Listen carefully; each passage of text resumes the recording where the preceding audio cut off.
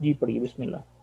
بسم اللہ الرحمن الرحیم عن ابی عبد الرحمن عبد اللہ بن مسعود رضی اللہ عنہ قال حدثنا رسول اللہ صلی اللہ علیہ وسلم وهو صادق المصدوق ان احدکم یجمع خلقه في بطن امه 40 يوما نطفة ثم يكون علقة مثل ذلك ثم يكون مضغة مثل ذلك ثم يرسل إليه الملك فينفخ فيه الروح ويؤمر بأربع كلمات بكتب رزقه وأجله وعمله وشقي سعيد فوالله وشقی ام سعید۔ وشقي أم سعيد فوالله الذي لا إله غيره إن أحدكم ليعمل بعمل أهل الجنة حتى ما يكون بينه وبينها إلا ذراع فيسبق عليه الكتاب فيعمل بعمل أهل النار فيدخلوها وإن أحدكم ليعمل بعمل أهل النار حتى ما يكون بينه وبينها إلا ذراع فيسبق عليه الكتاب فيعمل بعمل أهل الجنة فيدخلوها رواه البخاري ومسلم۔ بارک اللہ فیک، جزاکم اللہ خیرن۔ جی حدیث نمبر 4 ہے۔ سب سے پہلے ہم حدیث کے جو 2 رکن ہم نے پڑھے ہیں، سند ہوتی ہے، ایک متن ہوتی ہے، وہ دیکھ لیتے ہیں۔ تو حدیث کی جو سند ہے وہ یہاں سے شروع ہو رہی ہے اور چلتے چلتے پھر جو ہے وہ یہاں سے ختم ہو جائے گی یہاں تک۔ پھر آگے ایک 2 باتیں ہیں جو راوی خود ارشاد فرما رہے ہیں، اور پھر یہاں سے حدیث کی سند متن شروع ہو جاتا ہے اور یہاں پر جا کے متن ختم ہو جاتا ہے۔ سند کہتے ہیں اس حصے کو جس کے اندر راوی کا نام ہوتا ہے، اور متن کہتے ہیں حدیث کے اس حصے میں جس کو آپ صلی اللہ علیہ وسلم کی بات اس میں ذکر کی گئی ہوتی ہے، جو بات آپ صلی اللہ علیہ وسلم نے ارشاد فرمائی ہوتی ہے، اس کو متن کہتے ہیں۔ سب سے پہلے ہم اپنے راوی دیکھتے ہیں۔ ہمارے جو راوی ہیں وہ عبداللہ بن مسعود ہیں۔ جی عبد الرحمن بھائی آپ اپنی ویڈیو کلوز کر لیں۔ جی اس میں دیکھیں ہمارے جو راوی ہیں وہ عبداللہ بن مسعود رضی اللہ تعالی عنہ ہیں، اور یہ جو آپ پہلے دیکھ رہے ہیں ابی عبد الرحمن، یہ ان کی کنیت ہے۔ کنیت کے بارے میں ہم نے بات کر لی ہے، میں جلدی سے دوبارہ بتا دیتا ہوں۔ کنیت اس کو کہتے ہیں جو اس کے اصل نام سے پہلے اس کے والد، اس کے باپ، اس کے ماموں، چاچو، خالہ، نانا کسی بھی وجہ سے جو ہے نام پہلے آتا ہے، اس کو کنیت کہتے ہیں۔ جیسے کہ آپ صلی اللہ علیہ وسلم کی کنیت جو تھی وہ آپ کے بیٹے، آپ کے صاحبزادے کے نام سے تھی، ابو القاسم، تو یہ ابی عبد الرحمن ہیں۔ عبد الرحمن جو تھے عبداللہ بن مسعود کے صاحبزادے تھے، تو عبد الرحمن کے والد عبداللہ بن مسعود۔ اور پھر میں نے اگر ذکر کیا تھا کہ اگر راوی جو ہیں وہ خود مسلمان ہوں، صحابی خود مسلمان ہوں، اور ان کے والد جو ہیں وہ مسلمان نہ ہوں، تو پھر ہم کہتے ہیں رضی اللہ عنہ، یہ رضی اللہ عنہ۔ اور اگر راوی اور ان کے صحابی اور ان کے والد دونوں مسلمان ہوں تو پھر کہتے ہیں رضی اللہ عنہما، جیسے ہم نے پچھلی حدیث میں پڑھ لیا۔ عادت کے مطابق ہم جو ہے تھوڑا سا عبداللہ بن مسعود کا تعارف دیکھ لیتے ہیں، پھر آگے اس کا متن پڑھیں گے۔ بہت تلاش کے باوجود جو ہے مجھے عبداللہ بن مسعود رضی اللہ تعالی عنہ کے بارے میں یہ معلوم نہیں ہو سکا کہ کب پیدائش کب کی ہے، تو اس کا اتنا وہ بھی اس کا تاثر بھی نہیں ہے، لیکن انتقال جو تھا وہ 32 ہجری میں ہوا تھا، 32 ہجری کے اندر آپ کا انتقال ہوا تھا، اور آپ رضی اللہ تعالی عنہ بقیع مدینہ منورہ کے اندر دفن ہیں، اور عثمان بن عفان رضی اللہ تعالی عنہ نے آپ کا نماز جنازہ پڑھایا تھا۔ کچھ محدثین رحمہ اللہ کا کہنا ہے کہ آپ رضی اللہ تعالی عنہ نے 6 نمبر پر اسلام قبول کیا تھا، اور بعض کا کہنا ہے کہ آپ نے 32ویں نمبر پر اسلام قبول کیا تھا۔ چاہے چھٹے نمبر پر اسلام قبول کیا ہو چاہے 32ویں نمبر پر اسلام قبول کیا ہو، دونوں سے ایک رزلٹ یہ نکلتا ہے کہ آپ نے بہت جلدی شروع کے اندر اسلام قبول کر لیا تھا، یہ بات تو کنفرم ہے۔ بدری صحابی ہیں، غزوہ بدر کے اندر شامل تھے، اور بہت زیادہ فضیلتیں عبداللہ بن مسعود رضی اللہ تعالیٰ عنہ کو حاصل ہیں۔ سب سے پہلی فضیلت یہ حاصل ہے کہ 2 ہجرتیں فرمائی۔ حبشہ کے اندر جو ہجرت ہوئی تھی اس کے اندر بھی شامل تھے، اس کے بعد مدینہ منورہ کی طرف جو ہجرت فرمائی اس کے اندر بھی عبداللہ بن مسعود شامل تھے۔ اس کے بعد جو تھے، سب سے پہلے وہ صحابی تھے جنہوں نے اونچی آواز سے قرآن پڑھا تھا۔ آپ حضرات کو بات معلوم ہوگی کہ شروع کے جب نبوت کا دور تھا تو آپ صلی اللہ علیہ وسلم حکمت کے تحت چھپ چھپا کر کام کرتے تھے۔ نمازیں جو تھی وہ دارالارقم ایک گھر تھا، اس کا وہاں پڑھتے تھے، وہاں صحابہ آتے تھے، وہاں پر تعلیمات دیتے تھے۔ یہ بعد میں جا کر جو تھا قرآن دعوت کو اعلان کیا گیا، تو حضرت عبداللہ بن مسعود رضی اللہ تعالیٰ عنہ کو سب سے پہلے یہ شرف حاصل ہوا کہ اول من جہر بالقرآن، سب سے پہلے قرآن جو تھا اونچی آواز سے عبداللہ بن مسعود رضی اللہ تعالیٰ عنہ نے پڑھا۔ بہت عمدہ علی صوت، احسن الصوت قاری تھے، فقیہ تھے۔ آپ صلی اللہ علیہ وسلم سے 70 صورتیں مباشرتاً براہ راست ڈائریکٹ آپ کے منہ مبارک سے، آپ کی زبان مبارک سے سیکھی ہیں۔ اور عبداللہ بن مسعود رضی اللہ تعالی عنہ خود اپنے بارے میں فرماتے ہیں کہ قرآن پاک کی کوئی ایسی صورت نہیں جس کے بارے میں مجھے یہ نہ معلوم ہو یہ کب اتری، کہاں اتری، کس وقت اتری اور کس کے بارے میں اتری۔ تو بہت بڑے قاری اور فقیہ آدمی تھے۔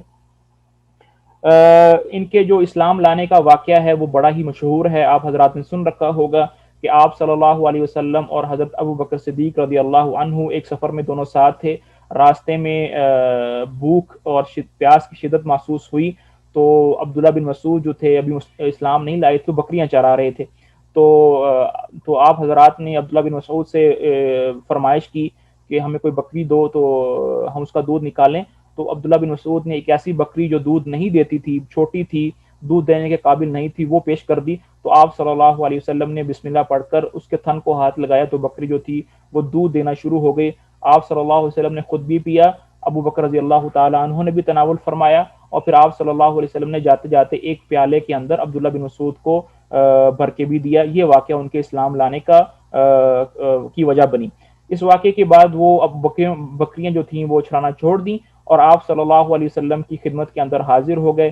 آپ صلی اللہ علیہ وسلم کے خادم تھے، آپ کو وضو کرواتے تھے، وضو کا پانی لے کر آتے تھے، آپ کے پاؤں سے جوتے نکالتے تھے، آپ کو جوتے پہناتے تھے، آپ کی چھڑی اٹھاتی تھے، آپ کے یعنی کہ جتنے بھی ذاتی کام تھے وہ حضرت عبداللہ بن مسعود رضی اللہ تعالیٰ عنہ خود کرتے تھے، اور سب سے زیادہ صحابی تھے جن کو اندر آپ کے گھر آنے جانے کی اجازت تھی آپ کے کاموں کی وجہ سے۔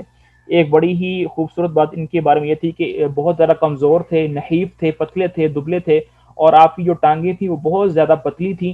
صحابہ جو تھے وہ اکثر ان کی ٹانگوں کا مذاق اڑایا کرتے تھے۔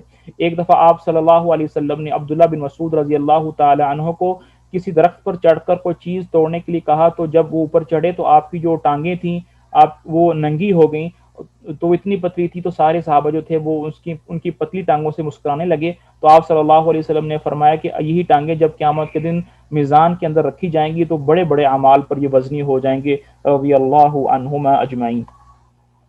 جی، یہ کچھ تعارف تھا عبداللہ بن مسعود رضی اللہ تعالیٰ عنہ کو۔ کہتے ہیں کہ حدثنا رسول اللہ صلی اللہ علیہ وسلم، کہ آپ صلی اللہ علیہ وسلم نے ہمیں سنایا۔ دیکھیں یہاں پر بہت سارے الفاظ استعمال ہوتے ہیں، کبھی سمعت آئے گا، کبھی حدثنا آئے گا، کبھی اخبارنا آئے گا، کبھی اخبارنی آئے گا۔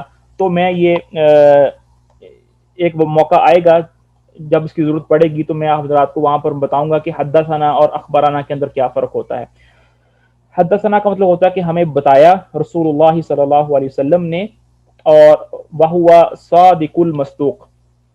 اچھا، یہ جو لائن آپ کو نظر آ رہی ہے یہاں پر، یہاں سے شروع ہو کر یہاں پر، یہ لائنیں لانے کا ایک بڑا ہی خوبصورت اس کا ایک مقصد ہوتا ہے۔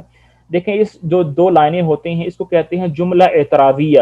جملہ اعتراضیہ، بعض اوقات جب کوئی راوی، کوئی محدث کسی حدیث کی شرح بیان کر رہا ہوتا ہے، اب ظاہری بات ہے احادیث بیان کرتے ہوئے کسی کلمے کی، کسی لفظ کی شرح بیان کرنے کی ضرورت آتی ہے۔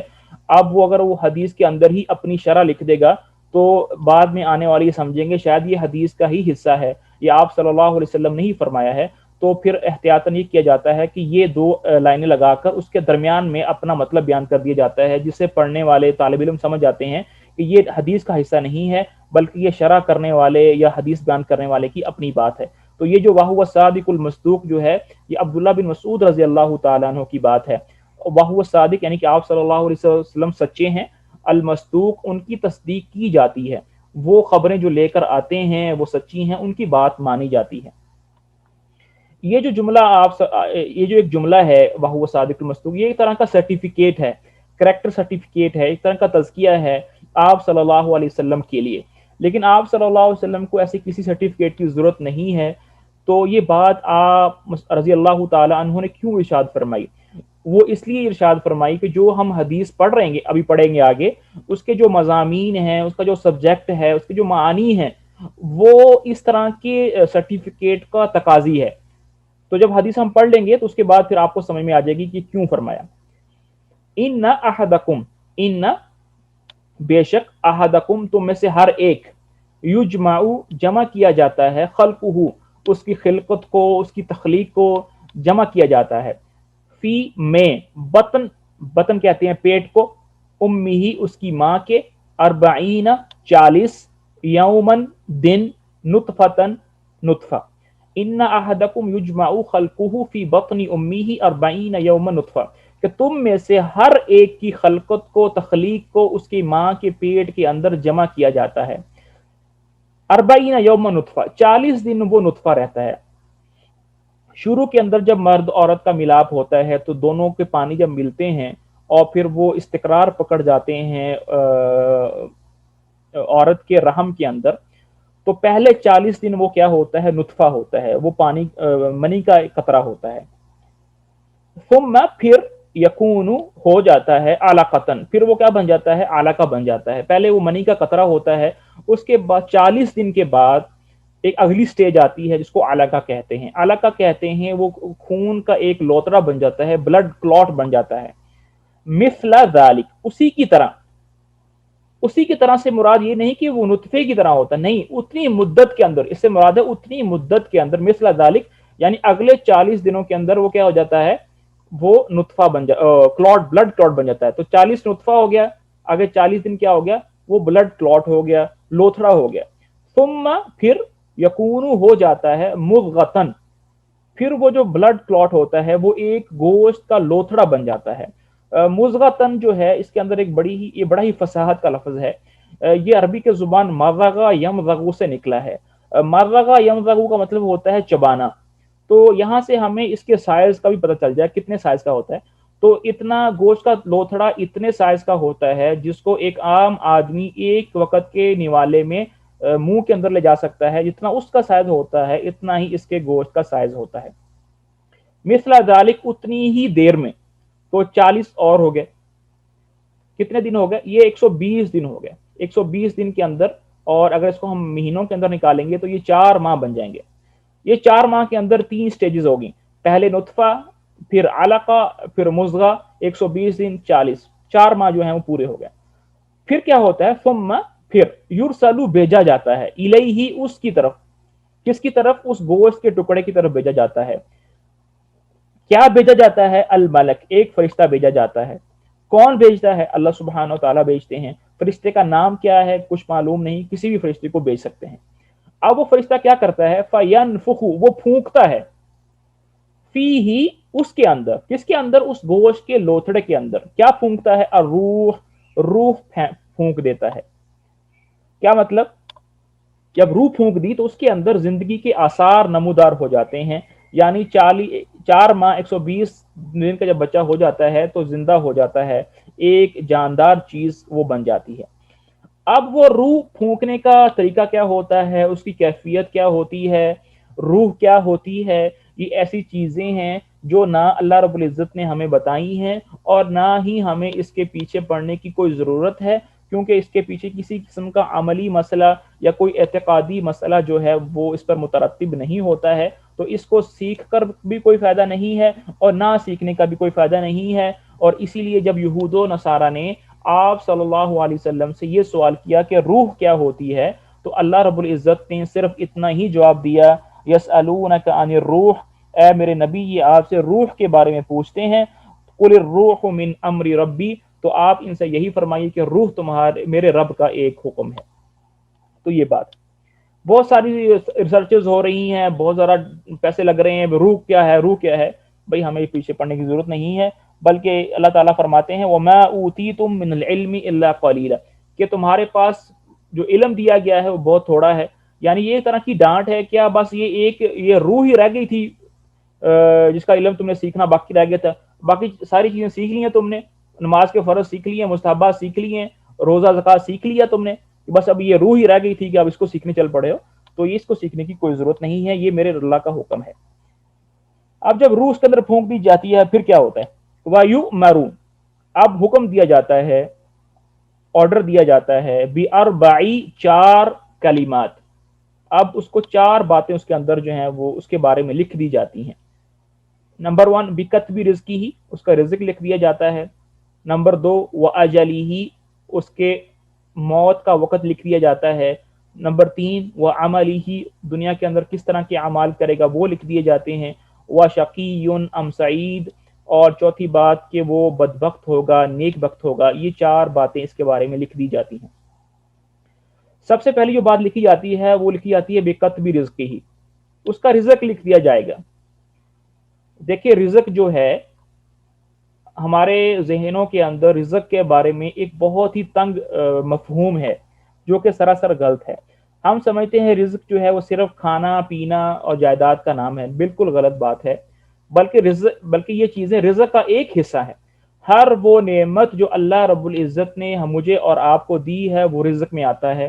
مجھے آنکھیں دی ہیں وہ رزق ہے، مجھے صحت دی ہے وہ رزق ہے، مجھے اچھے اخلاق دیے ہیں وہ رزق دی ہے، مجھے اولاد دی ہے وہ رزق ہے، مجھے اچھے پڑوسی دیے ہیں وہ رزق ہے، میرے گھر کے سامنے جو سڑک گزرتی ہے وہ آرام دہ ہے، پائیدار ہے، یہ رزق ہے، میرے والدین زندہ ہیں یہ رزق ہے، میری کسی نے مدد کر دی ہے یہ رزق ہے۔ تو ہر وہ نعمت جو اللہ رب العزت دیتے ہیں وہ رزق ہے۔ یہ جو ہم جائیداد اور کھانے پینے کو اور جائیداد کو مال و تجارت کو سمجھتے ہیں، اس کو عربی کے اندر مال کہتے ہیں۔ تو گویا رزق جو ہے بہت بڑی چھتری ہے، اس کے اندر چھوٹی چھوٹی چھتریاں ہیں، مال اس کے نیچے ایک چھتری ہے، بس اس کا سب ممبر ہے اس کا۔ تو رزق ایک بہت وسیع مفہوم ہے۔ تو جب بھی مانگے اللہ سے رزق مانگے۔ اب ہم کیا کرتے ہیں، رزق مانگتے ہیں، اللہ رزق دے، اللہ رزق دے، اللہ رزق دے، اب سمجھتے ہیں مال آئے گا، اچھی جاب ملے گی۔ بھئی یہ رزق ہے، لیکن بہت ساری چیزیں ایسی ہوتی ہیں، مثال کے طور پر اللہ تعالیٰ نے آپ سے کوئی مصیبت آنے والی تھی وہ ہٹا لی، یہ بھی رزق ہے، یہ بھی رزق ہے۔ تو رزق کا مفہوم بہت زیادہ وسیع ہے۔ دوسری بات یہ ہے کہ اس کا کیا لکھا جاتا ہے، اس کی اجل، اس کی موت لکھی جاتی ہے کہ وہ دنیا کے اندر کب تک رہے گا۔ یہ چیز جو ہے وہ صرف اور صرف اللہ رب العزت کے ہاتھ میں ہے۔ بدن کا صحت مند ہونا، بدن کا کمزور ہونا، بیمار ہونا، ڈاکٹروں نے جواب دے دیا ہے، اس طرح کسی قسم کا اس میں تعلق نہیں ہے۔ کچھ چیز بھی ہو جائے، موت جو ہے اسی وقت آئے گی جب اللہ رب العزت نے لکھی ہوگی۔ مثال کے طور پر میرا فٹ بال کے ساتھ کچھ زمانے کے اندر بڑا اچھا تعلق رہا ہے، تو میں اچھی طرح سے مجھے معلوم ہے کہ جب آپ نے کسی فٹ بال کے کلب کے اندر جانا ہوتا ہے تو آپ کے طرح طرح کے فزیکل ٹیسٹ لیتے ہیں، آپ کے سانس کو دیکھتے ہیں، آپ کی رننگ کو دیکھتے ہیں، آپ کی فٹنس کو دیکھتے ہیں، بہت ہی ٹیسٹوں کے بعد پھر آپ کو گزار کر پھر آپ کو پرمیشن ملتی ہے کہ ہاں اب آپ کھیل سکتے ہیں۔ تو آپ اندازہ لگا سکتے ہیں کہ جو آدمی فٹ بال کے گراؤنڈ میں کھیلنے کے قابل ہوگا تو فزیکلی کتنے فٹ ہوگا، اس کے اندر تو کوئی فالٹ نہیں ہونا چاہیے، لیکن پھر بھی بہت سارے پلیئرز ایسے ہیں جن کی اموات کھیلتے ہوئے ہوئی ہے۔ اب بندہ پوچھے بھائی آپ نے تو اتنی فزیکل ٹیسٹ پاس کیے ہیں، آپ کو تو نہیں مرنا چاہیے، تو اس کو ہم کہیں گے بھائی اس کا تعلق، مرنے کا تعلق فزیکل فٹنس سے نہیں ہے، یہ اللہ کا حکم ہے، جب ہوگا یہ ہو جائے گا۔ بعض کا کیا ہوتا ہے، ڈاکٹر کہتے ہیں بھائی اس کی خدمت کرو، گھر لے جاؤ اس کو، کچھ دن ہے اس کے پاس، وہ سالوں سال گزار جاتا ہے۔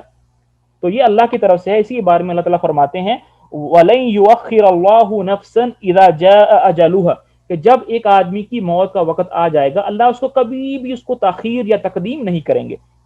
اور ایک حدیث میں آپ صلی اللہ علیہ وسلم ارشاد فرماتے ہیں إِنَّهُ لَن تَمُوتَ نَفْسٌ حَتَّى تَسْتَكْمِلَ رِزْقَهَا، کہ کسی بھی نفس کو اس وقت تک موت نہیں آ سکتی جب تک وہ اپنا دنیا کے اندر رزق پورا نہ کر لیں۔ آپ کی قسمت میں ایک نوالا دو نوالا بھی باقی ہیں، اس وقت تک موت نہیں آئے گی جب تک وہ آپ کھا نہ لیں، جب تک وہ آپ پی نہ لیں۔ تو زندگی موت کا تعلق جو ہے وہ اللہ کے حکم کے ساتھ ہے، صحت کے ساتھ ہونا، بیماری کے ساتھ نہیں ہے۔ پھر اس میں ایک بات یہ ہے کہ ہم کہتے ہیں کہ یار فلاں قبیلہ ہے، فلاں قوم ہے، ان کی عمریں بہت زیادہ ہوتی ہیں، تو اس چیز کا بھی کوئی تعلق اس کے اندر نہیں ہے، کوئی اس میں یہ وراثت کا کوئی تعلق نہیں ہے کہ میرے والد کی عمر 80 سال تھی تو میں کم از کم میری 70 سال تو ہوئے گی، ایسا نہیں ہے، اس میں کوئی وہ وراثت کا تعلق نہیں ہے۔ اس کے بعد ہے وَعَمَلِهِ، اس کا عمل لکھ دیا جاتا ہے کہ وہ کیا عمل دنیا کے اندر کرے گا۔ ہم نے پچھلی حدیث میں یہ عرض کیا تھی کہ جو عمل ہوتا ہے وہ 3 طرح کے ہوتے ہیں، قولی، بدنی اور قلبی۔ قولی عمل وہ ہوتے ہیں جو میری زبان سے نکلتے ہیں، غیبت ہے، چغلی ہے، تلاوت ہے، ذکر ہے، اچھے ہوں یا برے ہوں، یہ قولی اعمال ہیں۔ کچھ اعمال جو ہوتے ہیں وہ بدنی ہوتے ہیں، جو میرے جسم کے اعضاء کرتے ہیں، نماز پڑھنا، حج کرنا، اللہ کے راستے میں نکلنا، جہاد کے لیے نکلنا، یہ اچھے اعمال ہیں۔ کسی کو تکلیف دینا، کسی کو مارنا، کسی کی زمین دبانا، یہ چیزیں کیا ہیں؟ یہ انسان کے اعضاء سے ہوتے ہیں۔ کچھ اعمال ایسے ہوتے ہیں جو انسان کا دل کرتا ہے، مثلا مثال کے طور پر اللہ پر توکل رکھنا، اللہ سے ڈرنا، اللہ سے محبت رکھنا، کسی کے بارے میں بغض رکھنا، یہ اعمال کیا ہیں؟ انسان کے دل کرتا ہے۔ تو یہ سارے کے سارے اعمال جو ہیں اللہ تعالیٰ لکھ دیتے ہیں، وہ بچہ اپنی ماں کے پیٹ کے اندر ہی ہوتا ہے۔ اس کے بعد یہ لکھا جاتا ہے وہ شقیین ام سعید، کہ وہ بدبخت ہوگا یا نیک بخت ہوگا۔ اور یہ کب ہوگا؟ یہ مرنے کے وقت ہوگا، کہ مرنے کے وقت جب اس کا خاتمہ ہوگا تو وہ کیسا ہوگا۔ سعید وہ ہوتا ہے جو سرور کے اندر ہو، جو خوشی کے اندر ہو، اور شقی وہ ہوتا ہے جو پریشانی کے اندر ہو۔ اس کے بارے میں اللہ تعالیٰ قرآن پاک میں ارشاد فرماتے ہیں یوم یأتی لا تکلم نفس الا باذنہ، ایک دن ایسا آئے گا، وہ قیامت کا دن ہے، کوئی آدمی بات نہیں کر پائے گا مگر اللہ کے حکم کے ساتھ۔ فَمِنْهُمْ شَقِيٌّ وَسَعِيدٌ، ان میں سے کچھ نیک بخت ہوں گے، کچھ بدبخت ہوں گے۔ فَأَمَّا الَّذِينَ شَقُوا، تو رہی بات ان لوگوں کی جو بدبخت ہوں گے، فَفِي النَّارِ، تو وہ آگ کے اندر ہوں گے، لَهُمْ فِيهَا زَفِيرٌ، ان کی چیخ و پکار ہوگی، خالدین فیہا، ہمیشہ ہمیشہ اس میں رہیں گے، ما دامت السماوات والارض، جب تک زمین و آسمان تھے، الا ما شاء ربک، جب تک تمہارا رب چاہے گا، ان ربک فعال لما یرید، تمہارا رب ہر وہ کام کر سکتا ہے جو وہ چاہتا ہے۔ وَأَمَّا الَّذِينَ سُعِدُوا، اور جو آدمی نیک بخت ہوں گے، فَفِي الْجَنَّةِ، جنت کے اندر ہوں گے، خالدین فیہا، ہمیشہ ہمیشہ اس کے اندر رہیں گے، ما دامت السماوات والارض الا ما شاء ربک، جب تک تمہارا رب چاہے گا، عطاء غیر مجذوذ، ایسی عطا ہوگی جو کبھی ختم ہونے والی نہیں ہوگی۔ اللہ تعالیٰ جو ہے وہ ہمیں اہل سعادت والوں میں سے بنائے۔ اب اس کے بارے میں اس کے بعد ایک فرماتے ہیں آپ صلی اللہ علیہ وسلم، فواللہ، قسم ہے مجھے اس رب کی، الذی لا الہ غیرہ، جس کے سوا اور کوئی رب نہیں ہے، کوئی الہ نہیں ہے، کوئی مالک نہیں ہے، ان احدکم، بے شک تم میں سے ہر کوئی، لیعمل، وہ عمل کرتا ہے، بعمل اہل الجنہ، جنت والے اعمال کرتا ہے، حتی، یہاں تک کہ، ما یکون بینہ و بینہا، یہاں تک کہ اس کے اور جنت کے درمیان، الا ذراع، ایک بالشت کا فرق رہ جاتا ہے۔ نیک عمال کرتا رہا کرتا رہا کرتا رہا، یہاں تک کہ اس کے اور جنت کے قریب صرف ایک بالشت کا کیا رہ گیا، ایک فاصلہ، بارش رہ گئی، کہ اتنا جنت کے قریب آ گیا۔ پھر کیا ہوتا ہے، فَيَسْبِقُ عَلَيْهِ الْكِتَابُ، پھر اس کی جو تقدیر ہے وہ اس کے آڑے آ جاتی ہے۔ جب تقدیر اس کے آڑے آ گئی، فَيَعْمَلُ بِعَمَلِ أَهْلِ النَّارِ، تو اہل نار کے اعمال میں سے کوئی عمل کر بیٹھتا ہے، فَيَدْخُلُهَا، تو دوزخ کے اندر داخل ہو جاتا ہے۔ ساری زندگی جنت والے اعمال کیے، مرنے سے پہلے پہلے اللہ نے لکھا تھا اس کے بارے میں کہ یہ جہنم والے اعمال کرے گا، وہ اس نے کر لیا اور جہنم کے اندر داخل ہو گیا۔ وَإِنَّ أَحَدَكُمْ، اور تم میں سے ہر ایک کوئی، لَيَعْمَلُ بِعَمَلِ أَهْلِ النَّارِ، وہ اعمال کرتا ہے دوزخ والے، حتی ما یکون بینہ وبینہا الا ذراع، یہاں تک کہ وہ جہنم کے اتنے قریب ہو جاتا ہے کہ اس کے اور جہنم کے درمیان صرف ایک بالش کا فرق رہ جاتا ہے۔ فَيَسْبِقُ عَلَيْهِ الْكِتَابُ، تو تقدیر اس پر آڑے آ جاتی ہے، فَيَعْمَلُ بِعَمَلِ أَهْلِ الْجَنَّةِ، تو مرنے سے پہلے پہلے جنت کے اعمال میں سے کوئی اعمال کر لیتا ہے، فَيَدْخُلُوهَا، تو جنت کے اندر داخل ہو جاتا ہے۔ ساری زندگی جہنم والے اعمال کیے، مرنے سے کچھ دیر پہلے کیا کیا، جنت والا کوئی کام کر دیا، جنت کے اندر داخل ہو گیا۔ اب ان دو باتوں کو سن کر انسان کے ذہن کے اندر تشویش ہوتی ہوگی، یہ کیسے ہو سکتا ہے کہ بھئی ایک آدمی ساری زندگی بیچارہ نیک اعمال کرتا رہا، مرنے سے پہلے پہلے جو کچھ ایسا کام اس کی قسمت میں لکھا ہوا تھا جو اس نے کرنا تھا وہ کیا، اور وہ جہنم کے اندر داخل ہو گیا، یہ کیسے ہو گیا؟ دیکھیں اس میں ایک بات بڑی غور طلب یہ ہے کہ یہ باتیں اس آدمی کے بارے میں ہیں جو اللہ کے ساتھ مخلص نہیں تھا۔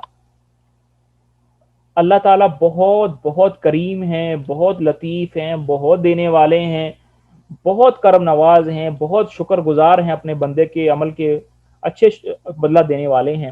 اگر کسی آدمی کی نیت ٹھیک ہے، اللہ کو راضی کرنے کا جذبہ ہے، پھر اس کو پریشان ہونے کی ضرورت نہیں ہے۔ یہ باتیں اس آدمی کے لیے ہے جس کے دل کے اندر کھوٹ تھی، جس کی نیت خالص نہیں تھی، اعمال کرنے کے پیچھے اس کی کوئی اور غرض تھی، یہ خاتمہ ان لوگوں کے بارے میں ہے۔ اور اس کی مزید تفصیل اور مثال کے طور پر میں نے دو واقعات بھی میں نے نکالے ہیں آپ کے لیے، تو ان واقعات کو ہم دیکھتے ہیں، پھر ہمیں اور بات سمجھ میں آ جائے گی۔ پہلا واقعہ یہ ہے، دیکھیں کہ ایک صاحب تھے، وہ آپ صلی اللہ علیہ وسلم کے ساتھ کسی غزوے کے اندر شریک تھے، بہت بہادری کے ساتھ لڑ رہے تھے، صفوں میں آگے گھس رہے ہیں، پیچھے جا رہے ہیں، دائیں جا رہے ہیں، بائیں جا رہے ہیں، کوئی چیز بھی ان کو روک نہیں پا رہی۔ صحابہ بڑے اس سے یعنی کہ رشک میں تھے، بڑے متعجب ہوئے اور کہنے لگے ھذا الذی کسب المعرکہ، کہ اس بندے نے اپنی آج کی جنگ تو اس بندے کے نام ہے۔ آپ صلی اللہ علیہ وسلم نے جب اس کے بارے میں سنا تو فرمایا ہوا من اہل النار، کہ یہ آدمی جو ہے وہ کیا ہے، یہ اہل نار میں سے ہے، یہ دوزخی آدمی ہے۔ تو صحابہ بڑے متعجب ہوئے کہ یا رسول اللہ، یہ آدمی تو اتنی محنت سے لڑ رہا ہے، تو یہ جہنم والوں میں سے کیسے ہو سکتا ہے؟ تو ایک آدمی صحابہ میں سے کہا کہ میں اس کو نہ فالو کرتا ہوں، میں اس کے پیچھے پیچھے رہتا ہوں، دیکھتے کیا ہوتا ہے۔ تو وہ آدمی، وہ جو صحابی تھے، وہ صاحب کو فالو کرنا شروع ہو گئے، یہاں تک کہ وہ جو آدمی لڑ رہا تھا بہادری کے ساتھ نا، اس کو دشمن کی ایک تیر اس کے آ کے لگ گیا، اور اس کو اتنی تکلیف ہوئی اس آدمی کو اس زخم سے۔ اس نے کیا کیا، اس نے تلوار لی، اپنی تلوار لے کر جو تلوار کا جو دستہ ہوتا ہے وہ زمین کی طرف کر لیا، اور تلوار کی جو نوک ہوتی ہے وہ اوپر کی طرف کر لی، اور تلوار کے اوپر لیٹ کر تھوڑا سا زور دیا اس کے اوپر، تو تلوار جو تھی وہ اس کے آر پار گزر گئی، اور خودکشی کر کے وہ ہو گیا۔ وہ جو آدمی تھا، جو صحابی تھے جو ان کو فالو کر رہے تھے، وہ واپس آئے اور آ کر آپ صلی اللہ علیہ وسلم کو خبر دی کہ وہ کہا اشہد انک رسول اللہ، کہ یا رسول اللہ میں گواہی دیتا ہوں آپ اللہ کے رسول ہیں۔ تو آپ صلی اللہ علیہ وسلم نے فرمایا بیما، کہ تم کس وجہ سے گواہی دے رہے ہو؟ تو تو صحابی نے عرض کیا ان الرجل الذي قلت فيه انه من اهل النار حصل منه كذا وكذا، وہ جو آدمی تھا جس کے بارے میں آپ نے کہا تھا کہ یہ دوزخی ہے، اس کو ایسے ایسے واقعہ ہوا، اس نے ایسے ایسے کر لیا۔ تو آپ صلی اللہ علیہ وسلم نے اس کے بعد فرمایا ان احدکم لیعمل بعمل اہل الجنہ فیما یبدو للناس وهو من اہل النار، کہ تم میں سے کوئی اعمال کرتا ہے جنت والے لوگوں کو دکھانے کے لیے، لیکن کیا ہوتا ہے وہ اہل نار میں سے ہوتا ہے۔ اور بعض روایت میں یہ بھی آتا ہے کہ جب وہ مرنے لگا تو اسے پوچھا گیا ابھی کیا معاملہ ہوا، اس نے کہا کہ میں تو اسلام کے لیے لڑ ہی نہیں رہا تھا، میں تو اپنے قبیلے کے لیے لڑ رہا تھا، تو قبیلہ کی محبت میں لڑ رہا تھا، مجھے تو کوئی اسلام سے وہ محبت نہیں تھی کوئی جیتنے کا، تو دل کے اندر وہ اس کا یہ جذبہ تھا۔ تو اس کا پھر جو انجام ہوا وہ آپ نے دیکھ لیا۔ اس کے برعکس جو واقعہ ہے وہ ہے قبیلہ بنی عبد الاشہل، یہ مدینہ کا ایک قبیلہ ہے، اور انصار صحابہ کے قبیلے میں سے قبیلہ تھا۔ اس کے ایک صاحب تھے الاسیرم، اسلام دشمنی کے اندر وہ بہت آگے تھے، کوئی موقف، کوئی منظر، کوئی موقع نہیں چھوڑتے تھے کہ جس میں وہ اسلام کے خلاف کوئی بات نہ کر پائیں۔ غزوہ احد کا واقعہ تھا، مسلمان جو تھے وہ بھی جبل احد کے پاس پہنچ گئے، مشرکین بھی آ گئے۔ اللہ تعالیٰ نے غزوہ سے تھوڑی دیر پہلے جو تھا ایمان کی دولت نصیب فرمائی، دل کے اندر بہت اتار دی، اسلام قبول کیا، آئے تلوار اٹھائی، لڑے، شہید ہوئے، ختم۔ نہ کوئی نماز پڑھی، نہ کوئی صدقہ دیا، نہ کوئی نیک اعمال کیے، آئے اور لڑے، بس زخم کھائے، شہید ہوئے۔ تو جب وہ جنگ ختم ہو گئی تو مشرکین جو تھے وہ اپنے مردوں کو اٹھا رہے تھے، صحابہ جو تھے وہ شہیدوں کو اٹھا رہے تھے۔ تو یہ جو صاحب تھے الاسیرم، یہ صحابہ کے درمیان لیٹے ہوئے تھے۔ कुछ रमक अभी बाकी थी। तो किसी ने पूछा, भाई हाँ इस्लाम दुश्मनी में लड़ने आए थे या क्या मामला है? कहा कि फिल इस्लाम, इस्लाम के लिए लड़ने के लिए आए थे। और जिस आदमी ने उनको उठाया तो कहा कि आप सल्लल्लाहु अलैहि वसल्लम को मेरी तरफ से जो था वो सलाम कह देना। ये कह के वो शहीद हो गए और अच्छा खात्मा हो गया। तो अगर हमारी नीयतें ठीक हैं, अगर हम इखलास के साथ मेहनत करते रहेंगे, तो फिर अच्छे अंजाम की इंशाल्लाह तवक्को रखें, गुमान रखें। और अगर नाउज़ बिल्ला अल्लाह ताला हमारी हिफाजत फरमाए, नीयतें ठीक नहीं हैं, तो फिर हमें नीयतें ठीक करने की बहुत अशद ज़रूरत है, क्योंकि हो नहीं सकता, पता नहीं है मुस्तकबिल के अंदर हमारे लिए क्या लिखा है। तो सारी बातें जो हैं वो कर करा के नीयत पर आ जाती हैं, इखलास पर आ जाती हैं। अच्छा, ये हदीस हमारी हो गई है। अच्छा, इस हदीस को अगर हमने बुखारी रहमहुल्लाह में देखना की किताब में देखना हो तो 3238 पे मिल जाएगी, और मुस्लिम रहमहुल्लाह की किताब सही के अंदर देखना हो तो 2643 पर मिल जाएगी।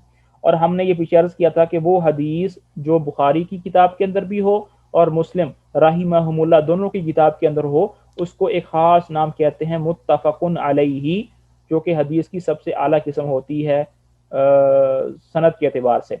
वो जो है ना इसको कहते हैं मुत्तफ़क़ुन अलैहि। अब इस हदीस के अंदर हमें सबक क्या मिलता है? हदीस हमने पढ़ ली, समझ ली, माना समझ लिया। मेरे लिए और आपके लिए इसमें कितने असबाग हैं, कितने फायदे हैं, वो देख लेते हैं। सबसे पहला जो हमें फायदा ये मिलता है वो ये है, नहीं सबसे पहले तो आपको ये बात बतानी है, शुरू में जो मैंने बताया था कि हज़रत अब्दुल्ला बिन मसूद ने ये क्यों इरशाद फरमाया कि ये आप सल्लल्लाहु अलैहि वसल्लम सच्चे हैं, ये उनको कहने की नौबत क्यों पेश आई? यहाँ पर हदीस हमने पढ़ ली, जितनी भी हदीस है उसके सारे के सारे मज़ामीन क्या हैं? इल्मुल गैब हैं। अब किसी को कुछ नहीं पता मौत कब आएगी, रिज़्क कितना लिखा जाएगा, आखिरत में इसके लिए इसके अंदर क्या होगा। तो आप सल्लल्लाहु अलैहि वसल्लम जो हैं वो हमें गैब की बातें बता रहे हैं, यानी कि जितनी उनको मालूम है ये पता नहीं है किसी को। तो इसलिए हजरत अब्दुल्ला बिन मसूद रजी अल्लाह ताला अन्हु ने अपनी तरफ से ये कहा कि आप सल्लल्लाहु सच्चे हैं बात के अंदर वजन पैदा करने के लिए, क्योंकि जो आंखों देखी बात होती है उस पर जल्दी यकीन आ जाता है। जो गैब की बातें होती हैं, जो सुनी हुई नहीं होती हैं, उसको यकीन दिलाना जरा मुश्किल होता है। तो आपने ताकीदन वो जुमला लेकर आए हैं ताकि लोगों के अंदर यकीन आ जाए। तो मेरे लिए और आपके अंदर ये सबक है कि हम जब भी कोई बात करें तो पक्की ठक्की ताकीद वाली बात करें जो हमें मालूम हो। सोशल मीडिया का दौर है, मालूमात का समुंदर है, हर तरफ मालूमात ही मालूमात बिक रही हैं, एक्सप्लोजन है इंफॉर्मेशन का। लेकिन भाई मुझे और आपको एज अ मुस्लिम वो बातें आगे पहुंचानी है जिसकी हमें ताकीद है। अगर कोई दीनी बात है तो उलमा से रब्ता करें, जिस फील्ड की कोई बात है उसी फील्ड के किसी अथेंटिक बंदे से वो बात आकुद करके उसके बाद उसको आगे फैलाएं सोशल मीडिया पर या जहां भी करना है। पहली बात तो ये है।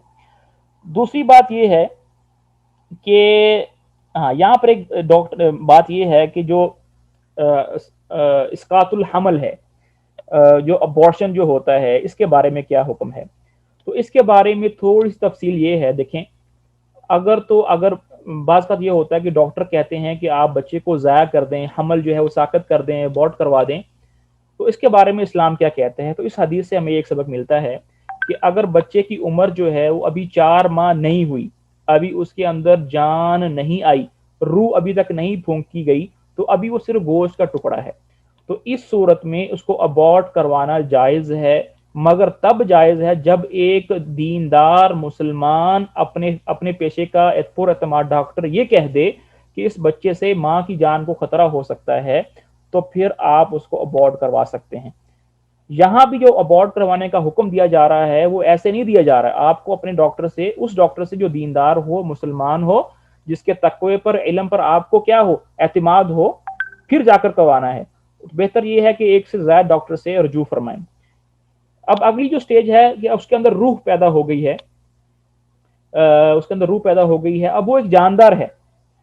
अब क्या हुक्म है? तो यहाँ पर उलमा का इख्तिलाफ है। अक्सर उलमा कहते हैं कि किसी हालत में इसको अबॉर्ट करवाना जायज़ नहीं है।